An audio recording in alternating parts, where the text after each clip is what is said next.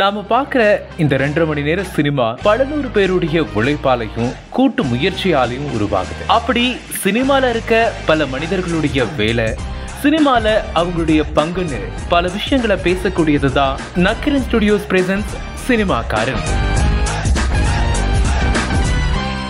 Cinema அப்படிங்கிறது பொதுவா பல மனிதர்களுடைய ஒரு கூட்டு முயற்சி அப்படின்னு சொல்லலாம். சினிமால கேமரா எவ்வளவு இம்பார்ட்டன்ட்டோ அதே மாதிரிதான் இந்த கேரியருமே.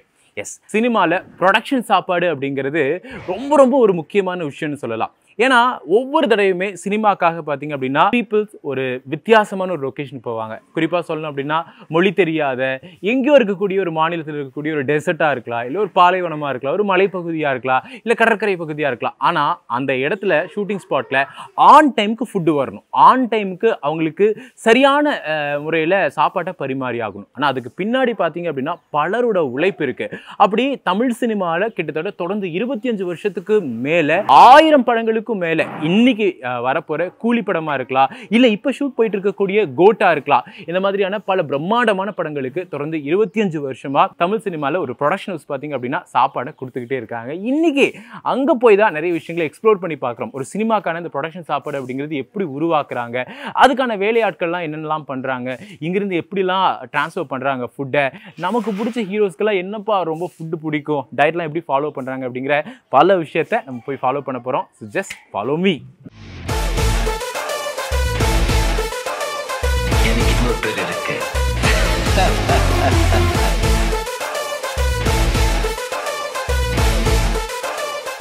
ஸோ நான் முதல்லையே சொன்ன மாதிரி இங்கிருந்து தான் பார்த்தீங்க அப்படின்னா தமிழ் சினிமாவினுடைய நிறைய படங்களுக்கான ப்ரொடக்ஷன் சாப்பாடு போயிட்டே இருக்கு. பரபரப்பாக இருந்துச்சு காலை கிச்சனுக்குள்ளே வரும்போது. இப்போதான் கொஞ்சம் அமைதியாக இருக்குது. ஸோ ஒரு ஆங்கர் கட் எடுத்துடலாம் அப்படின்ட்டு.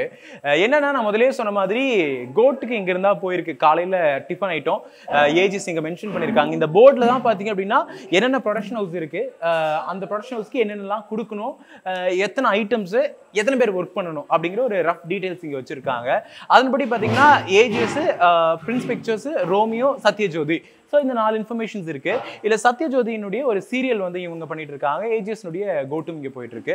ஸோ ஏஜிஎஸ்க்காக பார்த்தீங்க அப்படின்னா இட்லி, பொங்கல், வடை, பூரி செட்டு, ராகி, இந்த மாதிரியான பேசிக்கான அந்த மார்னிங்கான டிஃபன் ஐட்டம் போயிருக்கு. விஜய் சார் கூட இங்கேருந்து தான் சமைச்சு அனுப்பிச்சிருக்காங்க. ஒரு ஹாட் கேஸில் வந்து சமைச்சு ஸ்பெஷலாக அனுப்பிச்சிருக்காங்க. ஆயிலாம் எதுவுமே இல்லாமல் முறையை பார்த்து அனுப்பிச்சிருக்காங்க. அதே மாதிரி தான் மற்ற எல்லாத்துக்குமே அதே மாதிரி தான் இங்கே இருக்க எல்லாத்துக்குமே காமனாக சமைச்சு ஃபுட் எல்லாமே போனது நீங்கள் பார்த்துருப்பீங்க. மத்தியானமும் பார்த்தீங்க அப்படின்னா இதே செட் தான். இந்த போர்டு அப்படியே அழிச்சதுக்கு அப்புறமா என்னென்ன டிஷ் எல்லாம் இருக்கணும், என்னென்ன கம்பெனி நம்ம அனுப்ப போறோம் அப்படிங்கிறத மறுபடியும் ரீஃபில் பண்ணுவாங்க.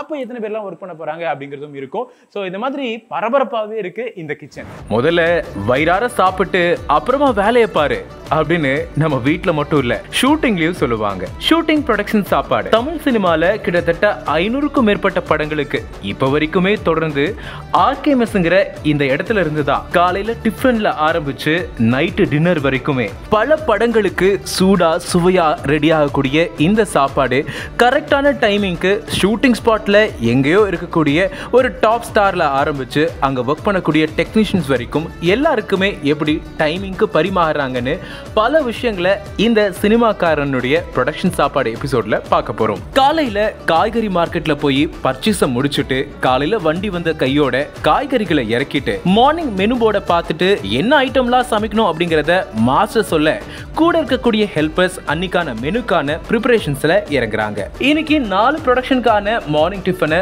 பரபரப்பா டைமிங்க்கு சூடா சுவையா கொடுக்கணும் அப்படிங்கறத மைண்ட்ல வச்சுட்டு இன்னைக்கான சமையல் பரபரப்பா போயிட்டு இருக்கு. இந்த பரபரப்பான சமயத்துல இந்த சினிமா ப்ரொடக்ஷன் சாப்பாட்டுக்காக வேலை செய்யக்கூடிய பலருமே கிட்டத்தட்ட இங்க 10ல இருந்து 40 வருஷத்துக்கும் மேல சினிமா தான் தங்களுடைய வாழ்க்கையாவை வாழ்ந்துட்டு இருக்காங்க. அப்படிப்பட்ட சினிமாவை நேசிக்கிற, சினிமாவை தன்னுடைய மூச்சா வாழ்ந்துட்டு இருக்கக்கூடிய பலர்கிட்டையும் பேசுறதுக்கான வாய்ப்பு எங்களுக்கும் கிடைச்சது. அண்ணா வணக்கம். வணக்கம் சார். உங்க பேர்னா? என் பேர் S Ramamoorthy sir. Okay, Ramamoorthy எத்தனை வருஷமா இந்த ப்ரொடக்ஷன்ல இருக்கு? சார் இப்போ ஒரு 15 வருஷமா இருக்கேன் சார். 15 வருஷமா இருக்கீங்க. என் பேர் ஞானசேகர். சரிண்ணே. ஆர்கேஎம்எஸ்ல வந்து நான் ஒரு 20 வருஷமா வேலை பார்க்குறேன். அப்பா, என் பேர் இளையராஜாண்ணே. சரிண்ணா. இவர் பேர் பிச்சுமணி. ஓகே, நான் 20 வருஷமா இருக்கேன். இவர் 10 வருஷமா இருக்காரு. Super super. பூமிநாதன். எத்தனை வருஷமா வேலை பார்க்குறீங்க? இங்க நான் ஒரு 10 வருஷமா வேலை பார்த்துட்டு இருக்கேன். 10 வருஷமா 10 வருஷமா இங்க தான் இருக்கேன். விஸ்வநாதன் ஐயா, எத்தனை வருஷமா இருக்கீங்க ப்ரொடக்ஷன்ல? 39 வருஷமா இருக்கு. அப்பா பெரிய அனுபவமாச்சே.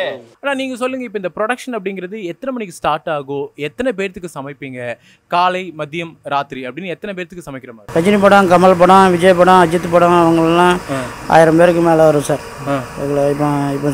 இப்போ விஜய் படம் ஓடிட்டு இருக்குது, கூட்டம் கம்மியாக இருக்குது, 200 பேர். இப்போ இன்னைக்கு வந்து 500 பேர் நடக்கும் சார். ஓகே, எல்லாமே அன்டைமா இருக்குமே. 2 மணிக்கு ஷூட் வராங்கன்னு சமைக்கணும், 4 மணி அப்படிங்கும்போது கண்டிப்பா எப்படி இருந்துச்சு உங்களுக்கு ஆரம்பத்துல? 2.0 பண்ணும்போது 2 மணிக்கு எந்திரிப்போம்.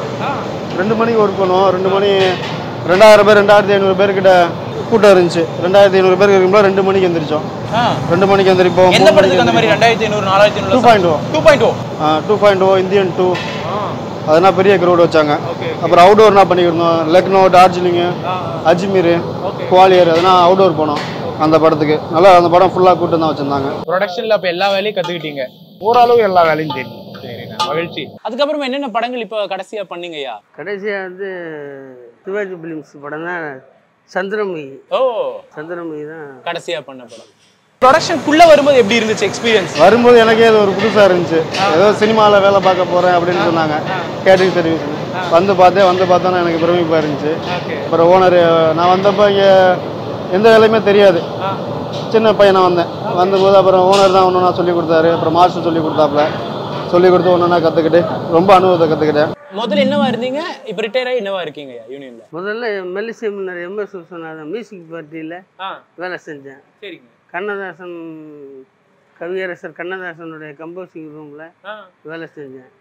அதுக்கப்புறம் 80ல் யூனியன் கார்டு எடுத்து 80ல் ப்ரொடக்ஷனுக்கு வந்து சேர்ந்தேன். சாப்பாடு பழமாறு ப்ரொடக்ஷன். அதில் வந்து 80லேருந்து 39 வருஷம் பணியாற்றி திருப்பி ரிட்டையர்மெண்ட் வாங்கிடுச்சு. எத்தனை படங்களுக்காக நீங்க பிரத்யேகமா சமைச்சுட்டே இருக்கீங்க? நிறைய, அதாவது அது பொண்ணா நிறைய போயிட்டு நிறைய படம் பண்ணிக்கிறோம். நிறைய படம், ஏதாவது ஒரு விரல் விட்டு சொல்லக்கூடிய ஒரு 5 பெரிய படம். ரோபோ 2, எந்திரன் 2ல என் பேர்லாம் போடுவாங்க. ஞானசேகர் என் பேர் போடுவாங்க. பிகில் படம் நான் தான் பண்ணேன். பிகில் படத்துக்கு என் பேர் போடுவாங்க. பிகில் படத்துக்கு விஜய் சார் வந்து ஒரு 4 கிராம் தங்கம் கொடுத்தாங்க. அப்படியா? கிஃப்ட். Super super. பாத்து உண்டா அவரை? விஜய் சார் பாத்துருக்கீங்க? Okay okay. இது எத்தனையோ படங்கள் ஒர்க் பண்ணிருப்பீங்க. முதல் படம் ஞாபகம் இருக்கா எப்பன்னு? ஃபர்ஸ்ட் வேலை பார்த்த படம் வந்து ஜனா அஜித் சார் படம் வேலை பார்த்தேன். ஆடை எடுத்து அஜித் சார் படம் ஒரு 10 படம் வேலை பார்த்துருப்பேன். ஃபர்ஸ்டே தல அஜித் அவர்கள். அஜித் சார் படம் தான் காலம். ஓகே. கேரளா அவுடோர் போயிருந்தோம். அப்போ சின்ன பையன், அதெல்லாம் ஃபர்ஸ்ட் படம். எத்தனை வயசுனா அப்போ உங்களுக்கு? அப்போ எனக்கு ஒரு 20 வயசு. 20 வயசு. அப்போ தொடங்குது இப்போ வரைக்கும் போயிட்டு இருக்கு. இப்போ ரஜினி சார் மாதிரியான ஆட்களுக்குலாம் ஏதாவது இங்கே ஃபுட் டயட்லாம் ஃபாலோ பண்ணுவாங்கன்னா இங்கே என்ன மாதிரியான விஷயங்கள்லாம் பண்ணுங்க? அவர் சார் என்ன கேட்காரோ அதை செஞ்சு கொடுப்பாங்க. பெரும்பாலும் என்ன விரும்பி கேட்பாரு? ஒரு ராகி தோசை, நவதானியம் தோசை, எல்லா பயிரும் தோசை, எல்லா பயிரும் நவதானியம் தோசைன்றது அவர் விரும்பி சாப்பிடுவார். அதுதான் அவங்க ஸ்பெஷலுக்கு கொடுப்பாங்க. தோசை போடுவோம் எல்லா செலிபிரிட்டிக்கும் லைவ்ல தோசை கொடுப்போம். ரஜினி சார் வந்து கேட்டிருக்காரு எல்லாம் கண்டிப்பா. இல்லை அவங்க ஒரு கேரவான்ல இருப்பாரு, அவர் ஒரு அசிஸ்டன்ட் வச்சிருப்பாங்க, அவங்க வந்து வாங்கிட்டு போவாங்க கேரவானுக்கு.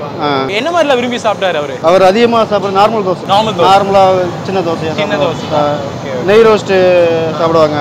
ஓகே. அப்போ ரஜினிகாந்த் அவர்கள் அப்படிங்கும்போது ஆன் செட்ல அந்த சாப்பாட்டு பழக்க வழக்கங்கள் எப்படி இருந்துச்சு? பழக்கம்லாம் அவர் ஒரு அமைதியான குணம். இதுதான் வேணும் அது வேணும்லாம் இல்லை.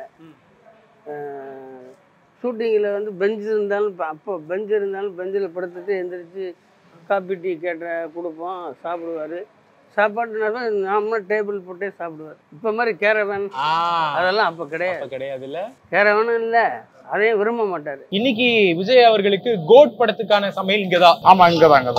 பிரத்யேகமா விஜய் அவர்களுக்கு நீங்க தான் இன்னைக்கு சமைக்க. ஆமா, நான் தான் சமைக்கிறேன். பெரும்பாலும் விஜய் அவர்களுடைய சாப்பாடு அப்படிங்கிறது எப்படி இருக்கும்னா என்ன மாதிரியான சாப்பாடு? காலையில பிரேக்ஃபாஸ்ட், மதியானம் என்னவா இருக்கும்? அதாவது வந்து ரொம்ப பெருசாலாம் ஒன்றும் கிடையாது விஜய் சாருக்கு. அவர் நார்மல் தான் சாப்பாடு. அதாவது வந்து ரொம்ப கம்மியான ஐட்டம் தான் சாப்பிடுவாரு. ரொம்ப அதிகமாலாம் வெரைட்டி அதிகமாலாம் இல்லை. எந்த ஐட்டம் வந்தாலும் தெளிவா ஒரு 2-3 ஐட்டம் தெளிவா கொடுத்துட்டா எதுவும் பிரச்சனை இல்லை. ஏன்னா யூசுவல் சாம்பார் பொரியல் அந்த மாதிரியா? ஒரு 2 பொரியல், ஒரு சாம்பார், ஒரு கூட்டு. நான்வெஜ் ஐட்டத்துல ஒரு 2. நான்வெஜ்ல என்ன விரும்பி சாப்பிடுவாரு? நான்வெஜ் வந்து டெய்லியும் வந்து நாட்டுக்கோழி கண்டிப்பா நாட்டுக்கோழி டெய்லி நாட்டுக்கோழி கொடுக்குறோம். அது இல்லைன்னா அப்புறம் சிக்கன் ஏதாவது ஒரு வெரைட்டி கேட்பாங்க, ஏதாவது ஒரு ஐட்டம் வெரைட்டி கேட்பாங்க. அது இல்லாமல் மட்டன் ஏதாவது ரேரு, மட்டன், வஞ்சர மீன் இதெல்லாம் கொடுக்குறோம். இதெல்லாம் கொடுக்குறோம். இப்போ நம்ம என்னங்க செஞ்சுட்டு இருக்கோம் அவருக்கு? இப்போ அவருக்கு சாம்பார் ரெடி பண்ணுறோம். வெண்டைக்காய் சின்ன வெங்காயம் சாம்பார் இன்னைக்கு. நேற்று வந்து முருங்கைக்காய் குடமிளகாய் சாம்பார் நேற்று கொடுத்தா. அதாவது ஒரு நாளைக்கு ஒரு காய்கறியை போட்டு அதே போல வீட்டுல இருந்து அவருக்கு சாப்பாடு வரும். வீட்டுல இருந்து வரும். அதாவது வந்து அவரு சார் எதை லைக் பண்றாரோ அதை சாப்பிட்டுக்குவாரு. பட் நம்ம ப்ரொடக்ஷன் வந்து சாப்பாடு போயிடும். ஆமா, ப்ரொடக்ஷன்ல இருந்து சாப்பாடு போயிடும். சார் எந்த சாப்பாடை விரும்பி கேட்குறாரோ அந்த சாப்பாடை கொடுத்துருவாங்க. ஓகே. அஜித் சார் அப்படிங்கும்போது 20 வருஷத்துல நிறைய படங்கள் இருந்திருக்கு. என்னென்ன படங்கள் நான் ஜனாக்கு அப்புறம் ஒர்க் பண்ணி கொடுத்தீங்க? ஆஞ்சநேயா, ஜி, அட்டகாசம், நிறைய ஒர்க் பண்ணியிருக்கேன். பரமசிவன், அஜித் சார் படம். அஜித் சார் உங்களுக்கு பிரியாணி கொடுத்தாரா? கொடுத்துருக்காரு. லொகேஷன் சமைப்பார், எல்லாத்துக்கும் சமைச்சு கொடுப்பாரு. எத்தனை பேருக்கு நான் சமைப்பாரு பிரியாணினாலே அஜித் சார்? டெக்னீஷியன் எல்லாத்துக்கும் சமைப்பாரு. ஓகே. ஒரு 200 பேர் இருப்பாங்களா? 200 பேருக்கு சமைச்சு கொடுப்பாரு எல்லாத்துக்குமே. நீங்களா ஹெல்ப் பண்ணுவீங்களா கூட? ஆமா, கூட எல்லாரும் ஹெல்ப் பண்ணுவோம். ஓகே. இப்போ ரீசெண்டா எப்போ என்ன படத்துக்காக ஒர்க் பண்ணி கொடுத்தீங்க? அஜித் சார் படம். இப்போ லேட்டஸ்டா எதுவும் ஒர்க் பண்ணல. அப்போ ஒர்க் பண்ணதுதான். லாஸ்டா என்ன படம்னா? லாஸ்டா ஒர்க் பண்ணது அதுதான், பரமசிவன் ஒர்க் பண்ணீங்க. ஓகே. இன்னும் கொஞ்ச நாள்ல கூலி படத்துக்கான ப்ரொடக்ஷன் சாப்பாடு இங்க தான் ரெடி ஆக போகுது. கண்டிப்பா. ஆமா. லோகேஷ் கனகராஜ் அவருடைய டைரக்ஷன்ல சூப்பர் ஸ்டார் நடிக்கிற படம் Sun Pictures. So Sun Pictures பெரும்பாலும் இங்க தான் ப்ரொடக்ஷன் சாப்பாடு இல்லையா?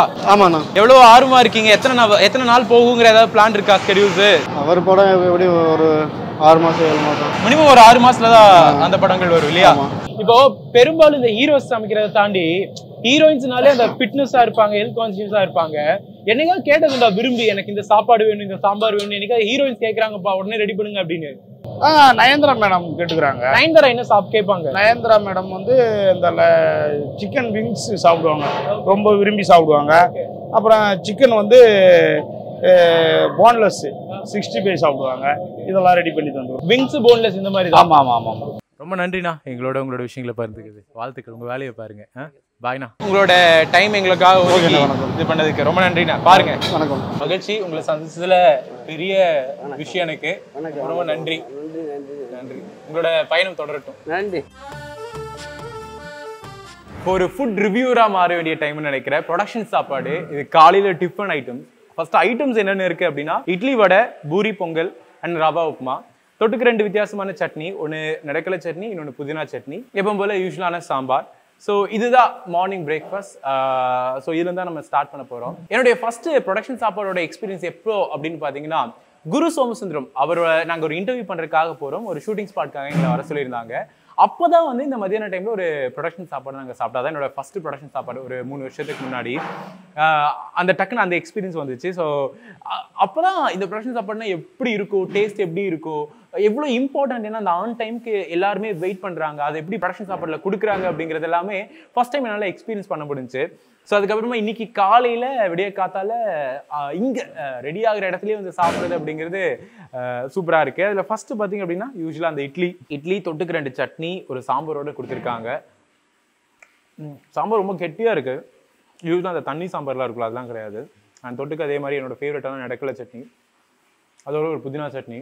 அவங்க சொன்ன மாதிரி தான் இந்த உப்புலாம் கொஞ்சம் கம்மியாக பண்ணி, ஆயிலாக கொஞ்சம் கம்மியாக பண்ணி, ப்ராப்பராக கொஞ்சம் ஹெல்த்தியாக கொடுக்கணும் அப்படிங்கிற ஒரு தாரோடையே கொடுத்துருக்காங்க. ரொம்ப நல்லது. பொங்கல் பிரேக்ஃபாஸ்ட்டில் பொங்கல் இல்லாமல் இருக்கவே கூடாது. குறிப்பாக வடை பொங்கல் தான் அது ஒரு அல்டிமேட்டான ஒரு காம்பினேஷன் நினைக்கிறேன்.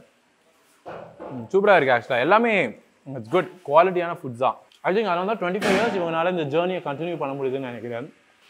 ரொம்ப நல்லாயிருக்கும். ஒரு ப்ரீமியமான ஒரு ஹோட்டலில் போய் நம்ம சாப்பிட்டா எப்படி இருக்கும் அதே மாதிரியான ஒரு ஃபீலிங். ரவா உப்புமா எங்கள் வீட்டில் ரொம்ப ஃபேமஸான ஒரு விஷயம். எங்கள் வீட்டில் ரெகுலராக இது இருக்கும். ரவா உப்புமாவே நல்லாயிருக்கு. ஸோ ஓவரால் பார்த்தீங்க அப்படின்னா ஒரு பேசிக்கான ஒரு பிரேக்ஃபாஸ்ட் தான். இட்லியில் ஆரம்பித்து பூரி, பொங்கல், ரவா உப்புமா அப்படின்னு எல்லாமே நல்லாயிருக்கு. விடிய காத்தால 2 மணிக்கு நல்லா ஞாபகம் இருக்குது. பரபரப்பாக வேலையெல்லாம் செஞ்சுட்டு இருந்தாங்க. வெட்டுறதுல ஆரம்பித்து, தாளிக்கிறதுல ஆரம்பித்து, கொதிக்கிறதுல ஆரம்பிச்சுன்னு எல்லாம் ரெடி பண்ணி இப்போ ஒரு 6-6:30 பார்த்தீங்க அப்படின்னா பிரேக்ஃபாஸ்ட் கையில் வந்துருக்கு. யோசிச்சு பாருங்களேன், ஒரு நாள் நம்ம வீட்டில் ஒரு 4 பேர்த்துக்கு சமைக்கணும் அப்படின்னாலே அதுக்கு எவ்வளவு மெனக்கடல்கள் இருக்குது. அப்போ ஒரு நாளைக்கு கிட்டத்தட்ட 2000 பேர்த்துக்கு சமைக்கணும் அப்படின்னா அதுக்கு பின்னாடி இவ்வளவு மனித உழைப்பு இருக்குது. அதோடு சேர்த்து அந்த ஃபுட்டோட டேஸ்ட்டை ஃபைனலாக கொண்டு வருது அப்படிங்கிறது ஹேட்ஸ் ஆஃப். எனக்கு ரொம்ப பிடிச்சிருக்கு ஆக்சுவலாக. ஸோ டிஸ்டர்ப் பண்ணாதீங்க, கொஞ்சம் நேரத்துக்கு கொஞ்சம் சாப்பிட்றேன்.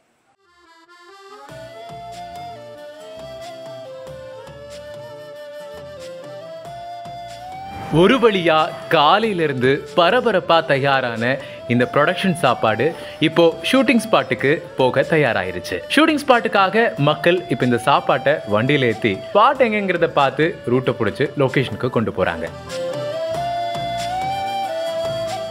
தமிழகத்தின் அரசியல் புலனாய்வு வரலாறு நக்கீரன் பப்ளிகேஷன்ஸ். இந்த கோடை விடுமுறையை புத்தகங்களுடன் கொண்டாடுங்கள். கோடை காலத்தை முன்னிட்டு ஏப்ரல் 23 முதல் மே 30 வரை நக்கீரன் வெளியீடுகளான அனைத்து நூல்களுக்கும் 25% சிறப்பு தள்ளுபடி. புத்தகங்களால் கோடையை கொண்டாடுவோம்.